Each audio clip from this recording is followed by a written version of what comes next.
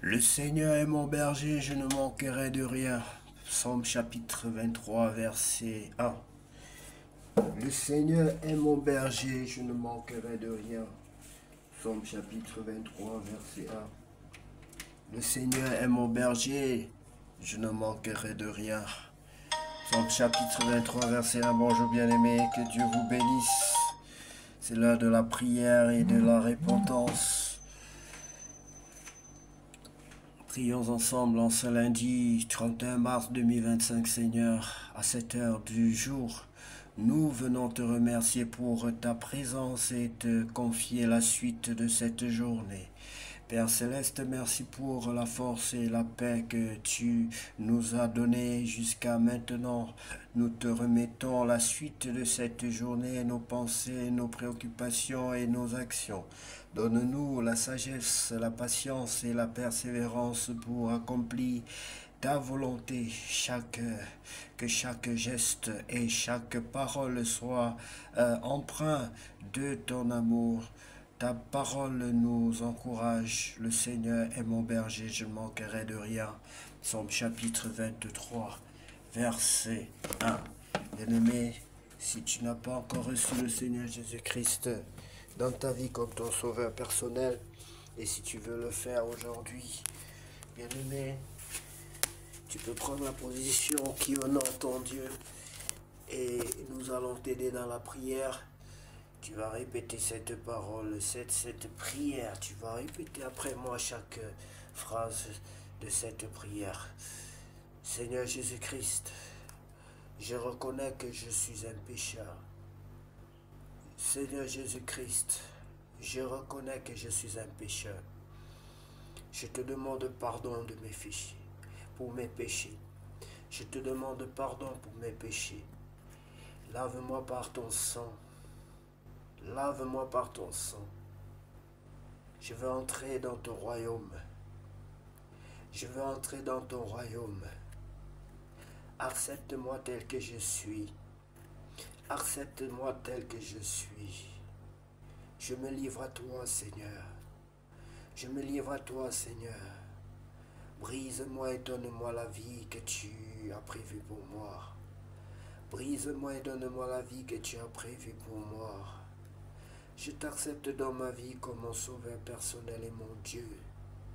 Je t'accepte dans ma vie comme mon sauveur personnel et mon Dieu.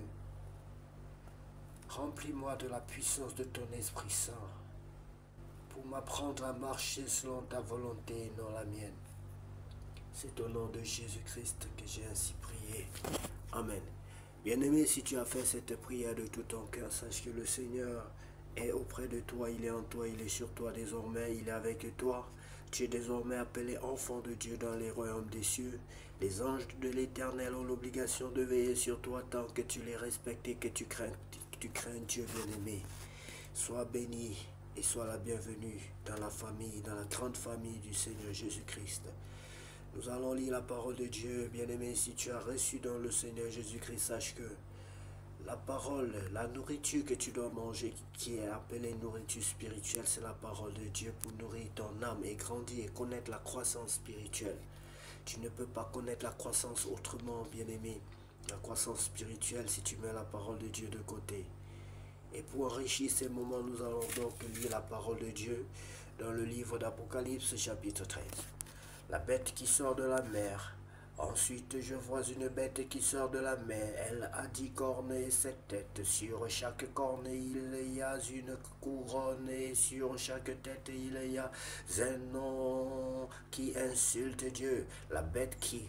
La bête que je vois ressemble à un léopard. Ses pattes sont comme celles d'un ours et sa gueule est comme celle d'un lion. À cette bête, le dragon donne sa puissance.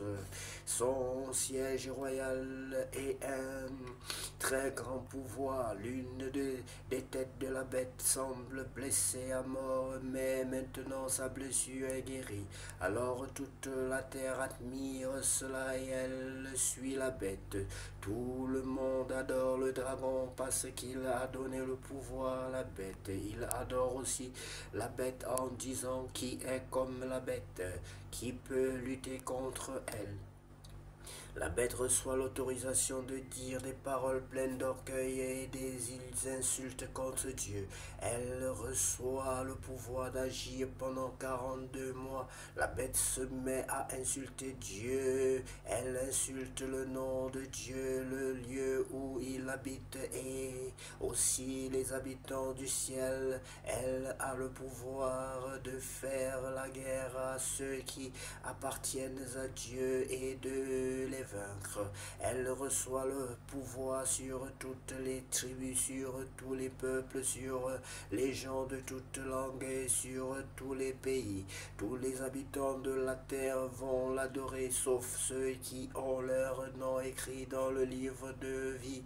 Depuis la création du monde, ce livre appartient à l'agneau. Offert en sacrifice, celui qui a des oreilles doit bien écouter. Si quelqu'un doit être prisonnier, il sera fait prisonnier. Si quelqu'un doit mourir par les armes, il mourra par les armes. Pour ceux qui appartiennent à Dieu, c'est le moment d'être patient et de croire. La bête qui sort de la terre, ensuite je vois une autre bête qui sort de la terre. Elle a 2 cornes comme celles d'un agneau, mais elle parle comme un dragon. Elle a tout le pouvoir de la bête qui est sortie de la terre et elle se sert de ce pouvoir devant la bête de la mer. La bête de la mer a été blessée à mort, mais elle a été guérie. La bête qui vient de la terre oblige la terre et ses habitants à adorer la bête de la mer. La bête de la terre fait des choses extraordinaires devant tout le monde. Elle fait même descendre sur la terre un feu qui vient du ciel. Ainsi, elle trompe les habitants de la terre.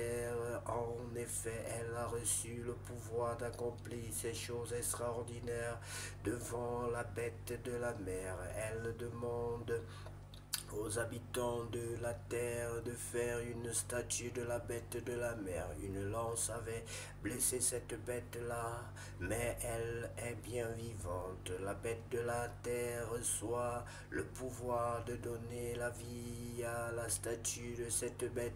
Alors cette statue peut même parler. Elle peut aussi tuer tous ceux qui ne veulent pas l'adorer. Elle oblige tout le monde, petit et grand, riche et pauvre, personne libre et esclave, à recevoir une marque sur la main droite ou sur le front. Si quelqu'un veut acheter ou vendre quelque chose, il doit porter une marque. Cette marque, c'est le nom de la bête ou le chiffre qui représente son nom. C'est le moment de montrer de la sagesse. Celui qui est intelligent peut comprendre le chiffre de la bête parce qu'il représente le nom d'un homme. Son chiffre est 666. Seigneur, merci pour ta parole. Puisses-tu nous donner la révélation de cette lecture, de cette parole, de ce chapitre, Seigneur Jésus, et nous donner à être davantage prudents, à t'aimer toi seul, à t'adorer toi seul, à demeurer en toi jusqu'à la fin des temps, à lutter jusqu'au prix du sang, s'il le faut. Seigneur, aide-nous, c'est par ton Esprit Saint que nous pouvons tout. Nous sommes faibles sans toi, Seigneur, mais dans notre faiblesse, si nous sommes remplis de ton Esprit Saint, nous aurons la victoire.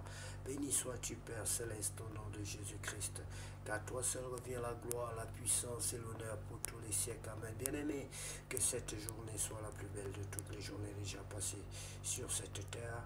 Au nom puissant de Jésus-Christ, nous avons ainsi prié. Amen. Que Dieu vous bénisse.